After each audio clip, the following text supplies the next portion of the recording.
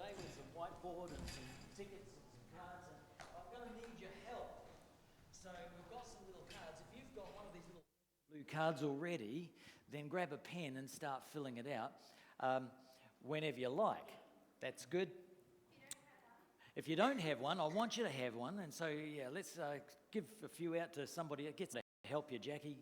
Hand them out, and if you haven't got one, put your hand up and please fill one of these in for me, because it's part of my sermon illustration. I need to have this going on, and we need it pretty quickly at the beginning. And don't think too long and hard about this. There's always a little bit of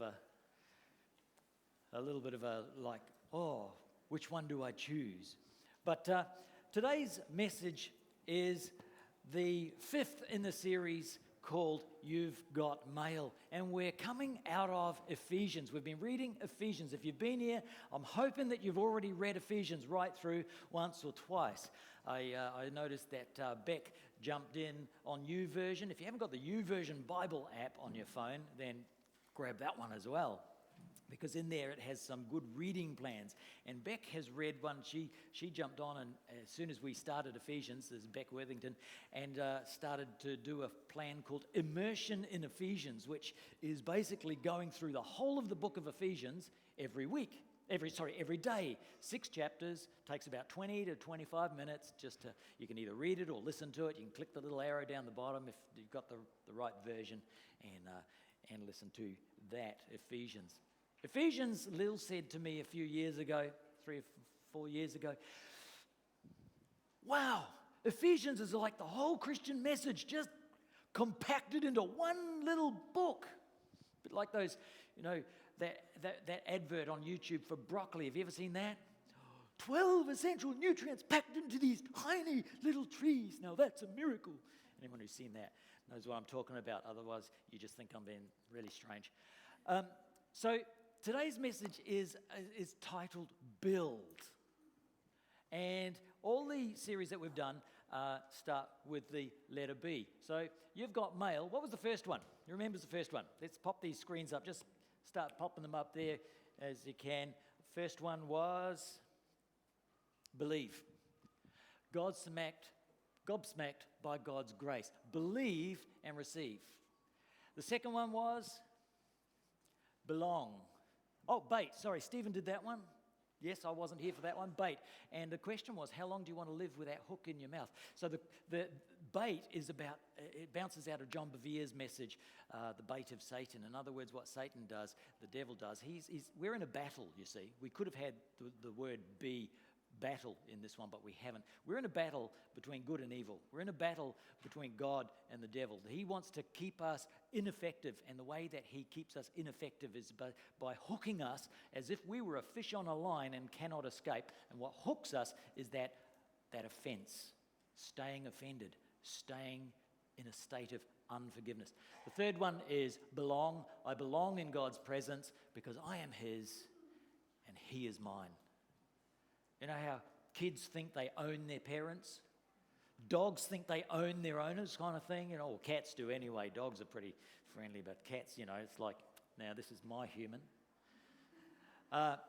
Well, it's a little bit like that with us and God. We actually kind of own our God. That's the way he wants it. But why? He is our Father.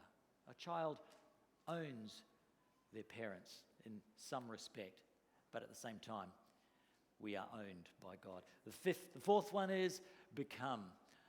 It's about change. Only halfway through the book does Paul actually get on to the fact of changing. And we are becoming. I can become a child of light because I am a child of light. In other words, you're becoming what you already are. It's like being given an A at the beginning of the exam, and then you just have to fill something in. Doesn't really matter what. Well, it does really matter what, but there's things that we can do to become the child of light that we are designed. So the fifth one today is build. So I love building stuff. I like making stuff. Ever since I got a little hammer and saw since I was a kid, and I got the old apple boxes, and I started dismantling them and taking the nails out and building things around the place, chopping stuff up and putting them back together. That was great fun. In later years, recent years, what I've been doing is more along the lines of Scandinavian furniture. Comes in a flat pack. And I get told, I've just bought a new table setting. It's got 10 chairs. 10 chairs, and I'm thinking it takes me half an hour to do one. Oh, plus 4 bar stools. Oh, no. So, Saturday, I designate a Saturday. I sit down at 9 o'clock in the morning in front of, and watch 4 movies back to back, putting these things together. Half an hour each one. There's one chair. Right, so I want you to answer the question. If you get something turns up like that, whether it be a flat pack or whether it be a kid's bike or whether it be, the Barbie car. One thing I had to put together was a Barbie car, a little plastic car with, put on the mirrors and snap the doors in and stick Barbie in it and all that sort of thing. That was a while ago. My daughter is now married in 25, so yes, that was a while ago. What have you put down? Have you marked? What is if you get instructions in a box, what's your most likely reaction? If you haven't marked it down, please mark one of those down now. And then flip it over,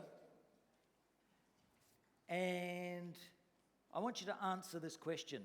If you had to choose only one of the following, if you had to live, if you had to live right now, we're uncertain what might happen in the future, but if you had to live right now with only one of these things, and that is being not really respected, but totally loved, or not really loved, but totally respected, which would you choose? As soon as you've marked those off, we're going to send around a bucket in about 5 minutes and collect all those up, and then Jackie's going to start writing these up and filling these in here. So the first thing is... Is there anyone else that needs one? So I'll have one.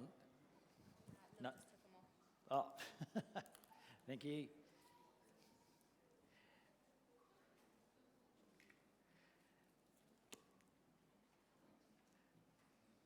Right, that's my one. So let's do the kit set instructions. Oh, and I'll tell you what, we're going to need something to clean the back as well. So, going to go like this. We'll put the male here, female here,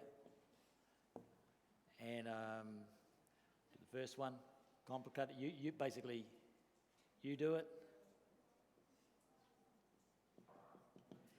Second one,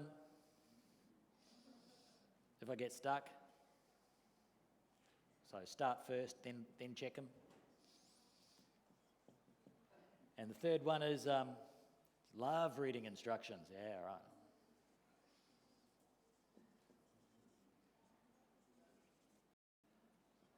Okay.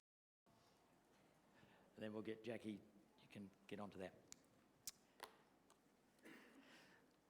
So the concept is that in the book of Ephesians, God has sent us a letter straight to you. Now, in that letter, there are some things, there are messages. It's an open letter. So there are some messages that are for you, and there are some messages that are for somebody else, not you. For example, if we look at Ephesians chapter 5, let's start at Ephesians chapter 5, verse 32.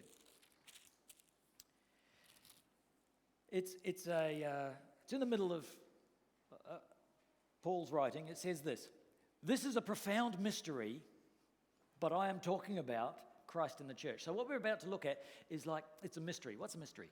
It's something hidden. It's puzzling. It's hard to work out. It's challenging. We do cryptic crosswords. Some people do that sort of puzzle and other maths puzzles just for fun, just to stimulate the brain, make you think. This is what is going on here. But what Paul is talking about here is, "For this reason a man will leave his father and mother and be united to his wife, and the two will become one." So that's what he's just said. And then he says, this is a profound mystery, but what I'm actually talking about, everything that he says in this book, in this message that God has written through Paul to the Ephesians, throughout the rest of the Mediterranean area, other Christians, and then down through the ages to us, to you, is actually about Christ and the church.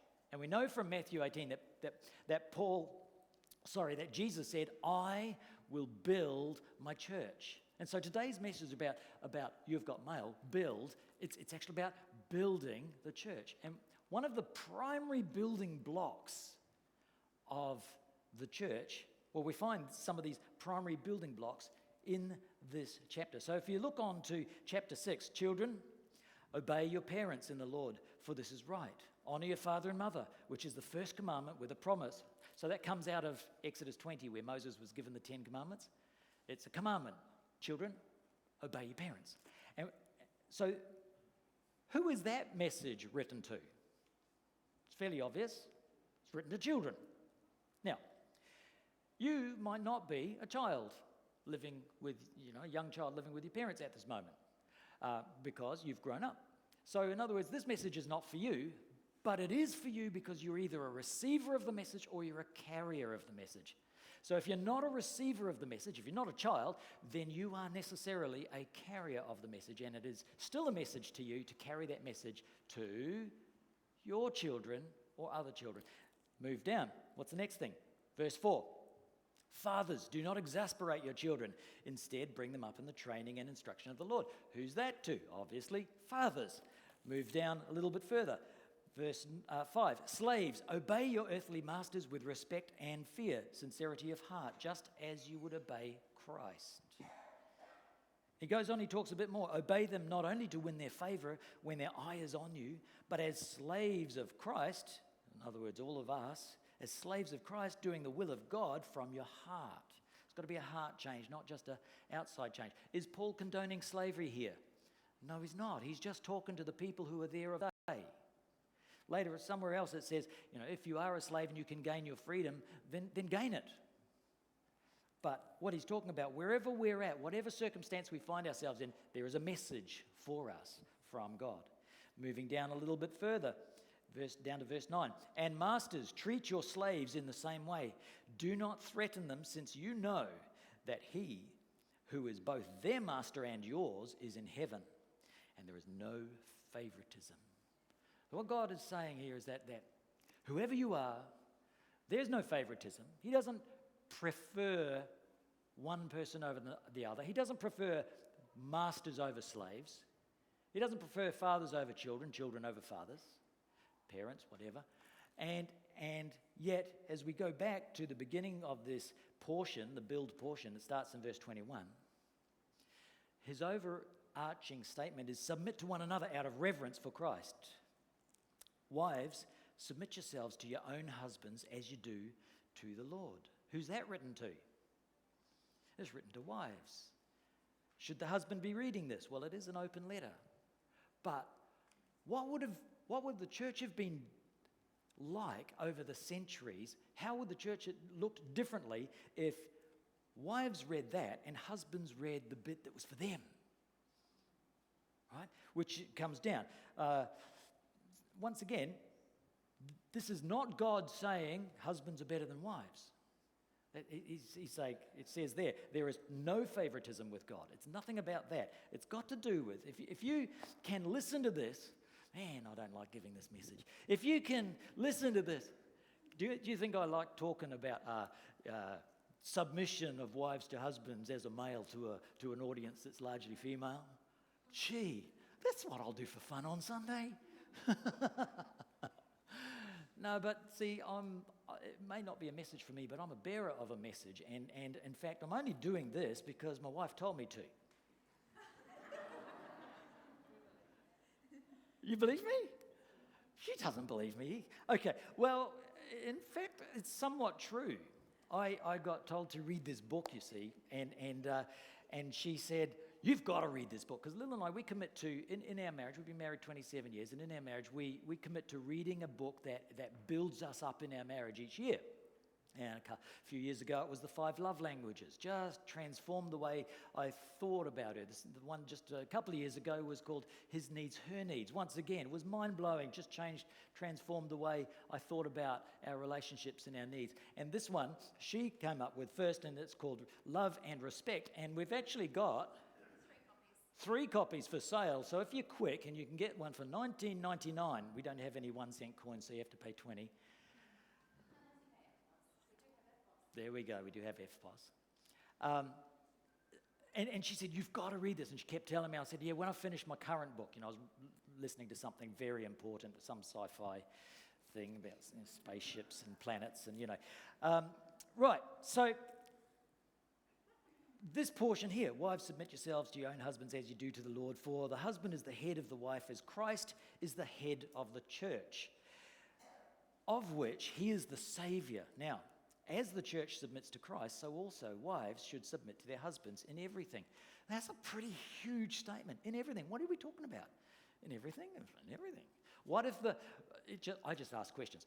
I always ask questions of my Bible. Do you argue with your Bible? You should, because it brings understanding. It's like, what if the husband said, okay, wife, the Bible says you're to submit to me in everything. I don't want you to go to church anymore. Chuck away this Jesus stuff. Right? Okay, well, that's kind of a self-defeating argument, isn't it? Because if you chucked away the Jesus stuff, then she doesn't have to submit in everything, right? So that one doesn't work. In any case, that's not written to me. So basically, I should not read that and go, look, it says here you've got to submit to me. That's not my mail. I didn't get that message from God. He gave me this bit. Husbands, love your wives, just as Christ loved the church and gave himself up for her. He died for her to make her holy, cleansing her by the washing of the water with the word. In other words, he absorbed the word of God and just got that Christian, Christ-like ethos into his very spirit so that his reactions were not angry or unlovely or this is written to me, so I've got to read this, and to present her to himself, this is still talking about Jesus, as a radiant church without stain or wrinkle or any other blemish, but holy and blameless. In the same way, husbands ought to love their wives as their own body. He who loves his wife loves himself. After all, people have never hated their own bodies, but they feed and they care for them, just as Christ does the church. So it's all about feeding and caring and looking after, and that's written to me. That's the bit I got to read. That's the bit the men got to read. Men, you ready to read that bit? It's challenging, isn't it? So, as we read this, let's read our own mail. But this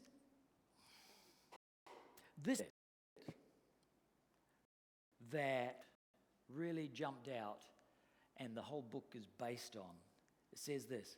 However, I've missed a bit. For this reason, a man will leave his father and mother and be united to his wife, and the two will become one flesh. This is a profound mystery. I've already read it, but I am talking about Christ's church. He summarizes his little thinking about husbands and wives at this point, one of the major building blocks in the church, building the church, and that is each one of you, he's talking to the men here, must love his wife as he loves himself. And then he turns and he talks to the wives. He says, and the wife must respect her husband. And so what has come out from this book and this revelation that this, what's his name, Emerson something, is that wives need love more than respect, and husbands need respect more than love. And that if those two basic needs aren't met, then we enter into basically a crazy cycle, which means if he feels disrespected or like she holds him in contempt, she doesn't like him anymore, then he reacts without love.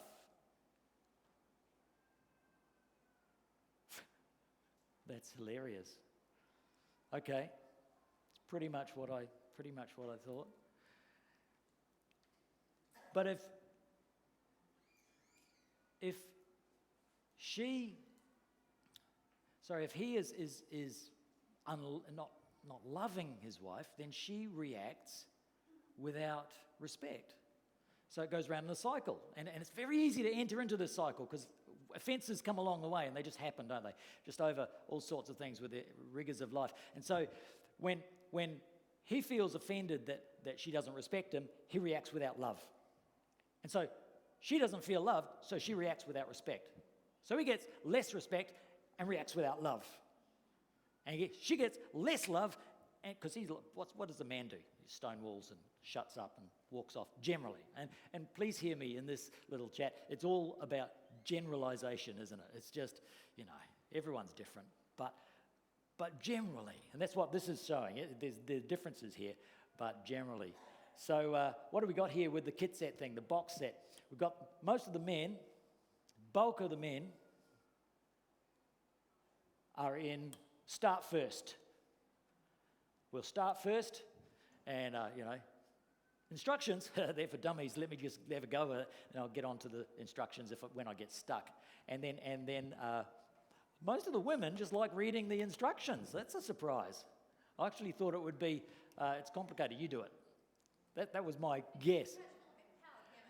Church full of empowered women, so you want to, okay, give it to me, I'm going to read this thing. And before, all right, well, there we go. Just shows a little bit of difference. So, okay, I'm going to need you to wipe that off there. And we're going to, it's going to need a bit of a clean. All right, so that's the crazy cycle. How do you get off the crazy cycle? Well, why? I've got a question. Why did God need to tell us husbands to love?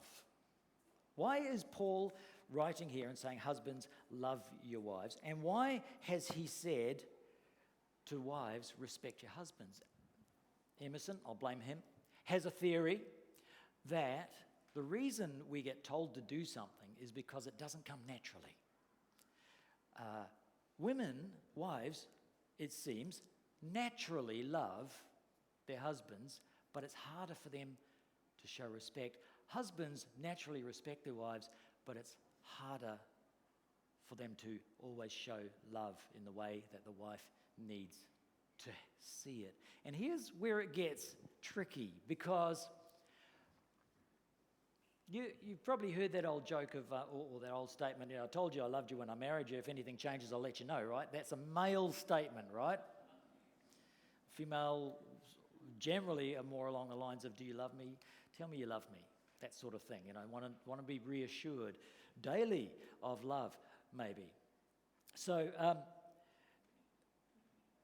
why is that? Why does it seem that it's harder for men to show love, and why does it seem it's harder for women to show respect? I'm going to get Lil to.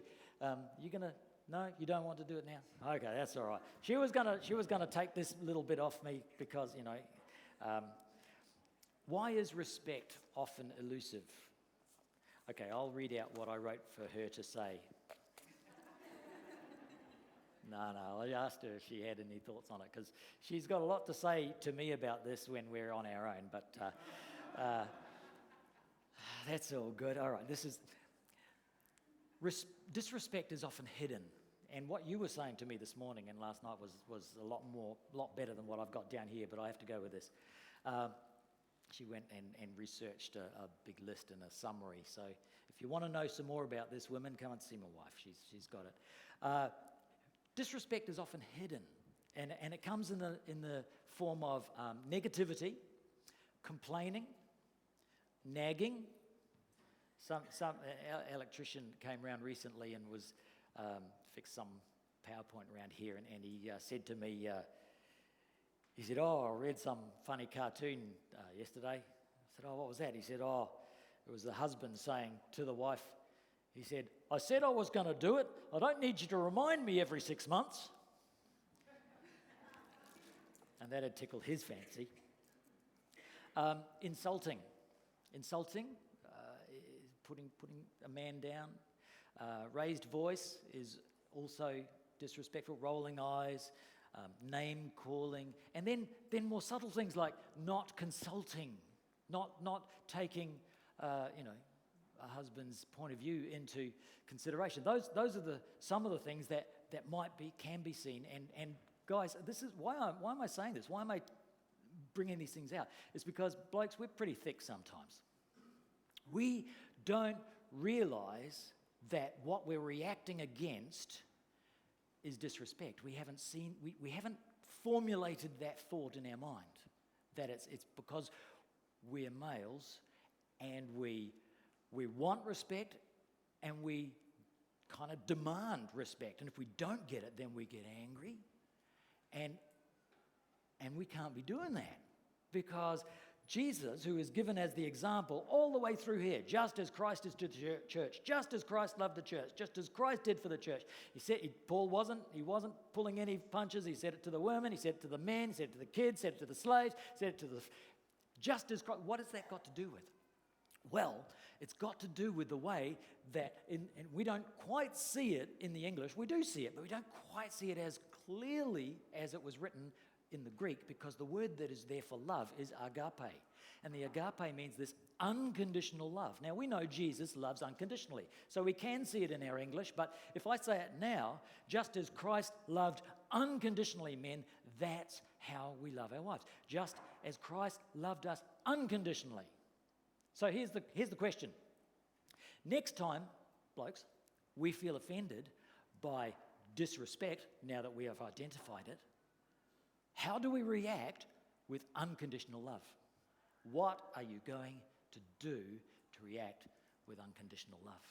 And I was reflecting on this a while back, and I thought, because whenever Lil and I have had a bit of a blue, I'll go out and I still have my prayer time in the morning, and as you may have heard me say before, the one thing that God says to me is this verse right here.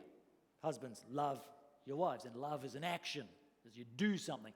And so what does that look like? Well, what that actually means for me right this second is that I will still get up and make her a cup of tea at 7:15, like I always do, even though I don't feel like it, right? And I'm reflecting on that, and then when I used to go off to work, and I would still kiss her goodbye, even though I didn't feel like it, right? And I was thinking, I'm so good. I'm so unconditionally lovely. And then I thought, oh, hang on a moment. What does she do? Oh, well, she still makes me dinner. That's a lot bigger than making a cup of tea. And she still washes all my clothes and still irons, even though we're not talking. She spends all this time, there's like kiss on the cheek as you go out, ironing for 2 hours. Yeah, you win. So, unconditional love. How do we show it, right? And so this is what we've got to do. We've got to think about it and make a point of getting off the crazy cycle. And the only thing that's going to break that crazy cycle is unconditional love. But I have a question, ladies. Before I do that, I'm going to tell you a story. Mike and I, my brother and I, went back to my grandmother's 100th birthday earlier this year. And on the trip, it was great. My brother Mike lives in Perth, and so we flew back to New Zealand. We jumped in the hire car and we drove up where we used to live to stay with our uncle and auntie. And we went out and we visited our old school, our old primary school out in a little Maori community, right off the beaten track, right out by the Kaipara Harbour there called Orowharo. And we went through our old school that was falling down. The windows were smashed. It still looks like an old school, just these high ridges. And this was Dad's area. He was the headmaster of this 2-teacher school, which generally had between 25 and 35 kids in the whole school.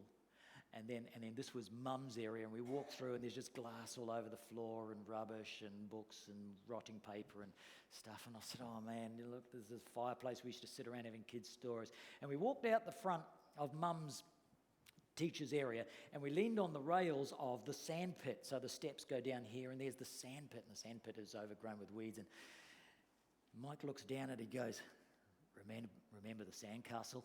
And I was like, oh. I knew he was going to bring that up because he's brought it up throughout our lives, right?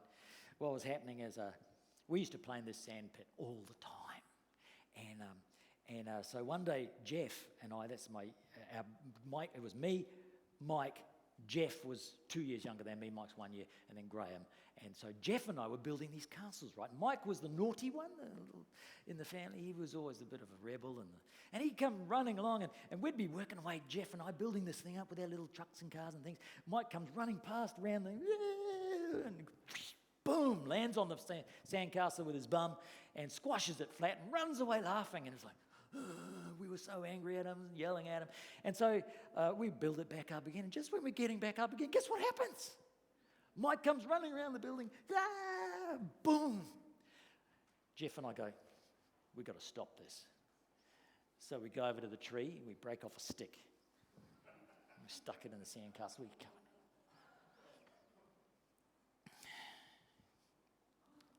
Just as we're finishing, guess who comes running around the corner? Bang! Ah! He jumps up, there's this stick sticking out his butt cheek.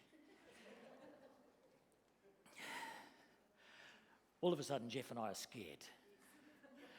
He runs screaming, I mean screaming, all the way across the courtyard of the school. This is a Saturday or something. And he runs screaming all the way across and down and round to the house. And Jeff and I are bolting after him, but we couldn't catch him. And we get there just in time to see Mum screaming. Out comes the stick. So Mike's there going, remember the stick. No, remember the sandcastle. Yeah, Mike, I remember the sandcastle.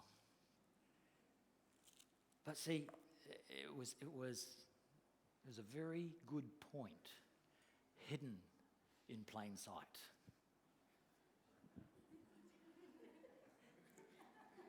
Husbands, love your wives. Wife, respect your husband. There's a very good point